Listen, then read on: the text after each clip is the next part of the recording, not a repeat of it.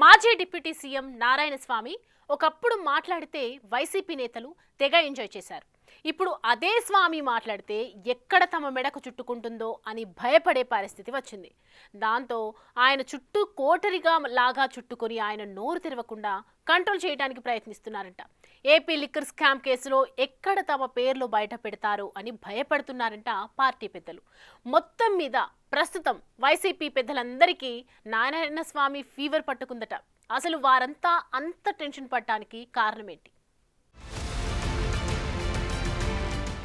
YCP ఆవిర్భావం నుంచి ఉమ్మడి చిత్తూరు జిల్లాలో నారాయణస్వామి ఒక వెలుగు వెలిగారు. జిల్లా పార్టీ అధ్యక్షుడిగా ఆయనకు అవకాశం కల్పించారు. వైసీపీ అధికారంలోకి వచ్చాక డిప్యూటీ సీఎం హోదాతో పాటు కీలకమైన ఎక్సైజ్ శాఖతో పాటు కమర్షియల్ ట్యాక్సెస్ మంత్రిగా అవకాశం కల్పించారు. దీంతో ఆయన తనకు తిరుగులేదన్నట్లు చెలరేగిపోయారు. కానీ పదవీ కాలంలో అనేక అవమానాలు ఎదుర్కొన్నారు. సాక్షాత్తు అప్పటి ముఖ్యమంత్రి జగన్ తిరుమల పర్యటనలో సైతం డిప్యూటీ సీఎంకు వేదికపై కుర్చీ ఇవ్వలేదు. కేబినెట్ మంత్రులు కుర్చీల్లో కూర్చుని పవర్ ఎంజాయ్ చేస్తుంటే ఆయన వెనుక నిలబడాల్సిన పరిస్థితి ఏర్పడింది.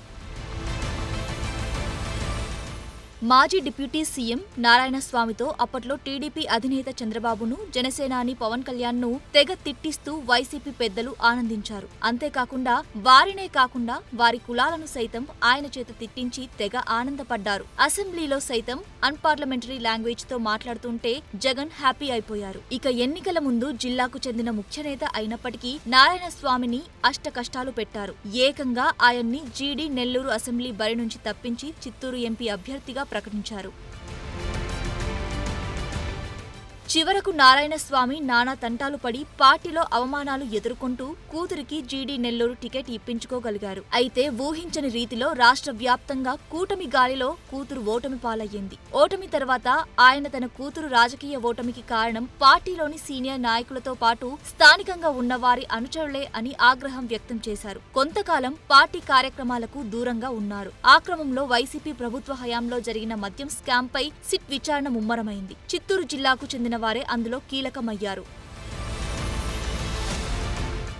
రాజంపేట వైసీపీ ఎంపీ పెద్దిరెడ్డి మిథున్ రెడ్డితో పాటు చంద్రగిరి మాజీ ఎమ్మెల్యే చెవిరెడ్డి భాస్కర్ రెడ్డి, ఆయన కుమారుడు మోహిత్ రెడ్డి, భాస్కర్ రెడ్డి వ్యక్తిగత కార్యదర్శి బాలాజీతో పాటు కిరణ్ కుమార్ రెడ్డి వంటి వారిపై కేసులు నమోదయ్యాయి. అయితే తన వరకు కేసు రాదనుకున్న నారాయణస్వామికి సైతం సిట్ ఉచ్చు బిగుసుకుంది. నెల క్రితం ఆయనకు సిట్ అధికారులు విచారణకు రావాలని నోటీసులు ఇవ్వడంతో అనారోగ్య కారణాల వల్ల వాట్సాప్ లో పంపిన ప్రశ్నలకు సమాధానం ఇచ్చారు. తాజాగా ఆయన ఇంటికి వచ్చింది సిట్ బృందం. సుమారు 6 గంటల పాటు విచారణ జరిపింది.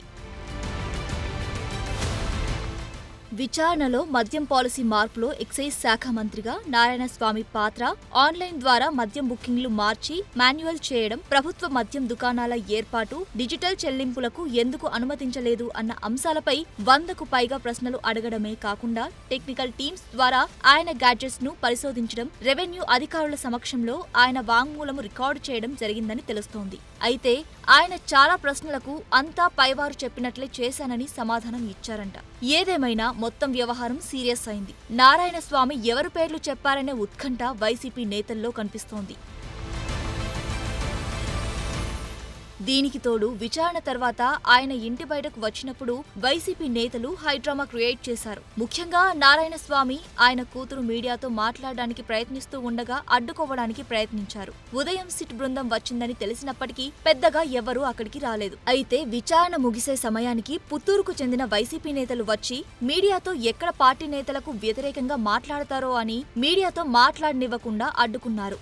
దాంతో ఒకానొక దశలో సీరియస్ అయిన నారాయణస్వామి మీడియాతో మాట్లాడి ఇంట్లోకి వెళ్లిపోయారు. ఈ సందర్భంగా సిట్ అధికారులు తనకు సహకరించారని, వారు అడిగిన ప్రశ్నలకు సమాధానం చెప్పానంటూ చెప్పుకొచ్చారు. సిట్ కు వ్యతిరేకంగా ఒక్క మాట కూడా మాట్లాడలేదు. దీంతో భవిష్యత్తులో కూడా సిట్ కు సహకరిస్తానని చెప్పడం వైసీపీ నేతలకు మింగుడు పడడం లేదంట. మీకందరికీ నా హృదయపూర్వకంగా మీకు కృతజ్ఞతలు చెప్తున్నాము. మీ బాధ ఏంటో నాకు అర్థం కాల. సిట్ వాళ్ళు రావటం జరిగింది, వాళ్ళు నాకు సహకరించారు. నేను వాళ్ళు అడిగిన ప్రశ్నకి కూల్గా వాళ్ళు ఏమేమి అడిగినారు దానికి సమాధానం చెప్పినా, భవిష్యత్తులో కూడా వాళ్ళు మళ్ళీ వచ్చి అడిగితే నేను సమాధానం చెప్తాను. ఈ వదంతులు అన్యాయంగా టీవీల్లో అసత్యాలు వదంతులు పలుకుతూ ఉంటారు. ఈ అసత్యాల్ని ప్రజలు నమ్మొద్దండి అని ప్రజలకి నేను విజ్ఞప్తి చేస్తున్నాను. నేను చిన్నప్పటి నుంచి నా క్యారెక్టర్ ఏమో అందరూ ఇది ప్రజలకు కూడా తెలుసు. దయచేసి ఈ వదంతుల్ని నమ్మొద్దండి. అదే పనిగా కొన్ని టీవీల్లో నేను సమాధానం ఇచ్చినాను, వాళ్ళు కూడా నాతో సహకరించారు. ఇక్కడ ఏదో బ్రహ్మాండంగా మా ప్రజలంతా రెచ్చగొట్టి తప్పుదోవ పట్టే కార్యక్రమాలు వదంతులు చేసినారు. దాన్ని ఎవరు నమ్మొద్దండి. మీకు కూడా అందరికీ కృతజ్ఞతలు. ఇప్పటికే చిత్తూరు జిల్లాలో మద్యం స్కామ్ లో కీలక నేతలు అరెస్టు కావడంతో పాటు మరికొన్ని కేసులు చుట్టుకుంటూ ఉండడంతో వైసీపీ నేతలు ఉక్కిరి బిక్కిరి అవుతున్నారు. ఆడుదాం ఆంధ్రాతో రోజా, ఎపిక్ కార్డుల ఇష్యూతో భూమన కరుణాకర్ రెడ్డి టీంలకు ఉచ్చు బిగుసుకుంటుంది. ఈ నేపథ్యంలో లిక్కర్ కేసుకు సంబంధించి ఎక్సైజ్ శాఖ మార్చులుగా 5 సంవత్సరాలుగా ఉన్న నారాయణ స్వామి అన్ని విషయాలు బయట పెడితే నెక్స్ట్ ఎవరు అనే కోణంలో చర్చ నడుస్తోంది. మొదట్లో ఇదేమీ పెద్ద వ్యవహారం కాదు అన్న రీతిలో పట్టించుకోని వైసీపీకి ఇప్పుడు లిక్కర్ స్కామ్ పెద్ద తలనొప్పిగా మారింది. తాజాగా కూడా నారాయణ స్వామి కుమార్తె కృపాలక్ష్మిని జీడీ నెల్లూరు వైసీపీ ఇన్ఛార్జ్ పదవి నుంచి తొలగించి మరొకరికి బాధ్యతలు అప్పచెపుతారని లీకులు ఇచ్చారు జిల్లా పార్టీ నాయకులు. అయితే ఉన్నట్లుండి లిక్కర్ స్కామ్ లో నారాయణ స్వామి నిజాలు బయటపెడతాడనే భయంతో దానిపై ఇప్పుడు సైలెంట్ అయ్యారంట. మొత్తం మీద వైసీపీ నేతలకు నారాయణ స్వామి ఫీవర్ గట్టిగానే పట్టుకున్నట్లు కనిపిస్తోంది ఇప్పుడు.